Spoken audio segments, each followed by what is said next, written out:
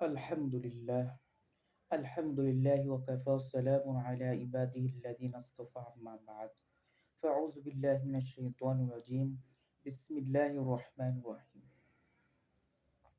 لن ينال الله لحومها ولا دماؤها ولكن يناله التقوى منكم সাদাকাল্লাহুল আজিম। সম্মানিত দূরে এবং কাছে যে যেখান থেকে দেখছেন সকলকে জানাই সালাম ও মোবারকবাদ। সম্মানিত দেশ ও জনগণ, আজকে যে বিষয়টা নিয়ে আমি আপনাদের সামনে আলোচনা করব সেটা হলো অত্যন্ত একটা ফেতনার একটা বিষয়।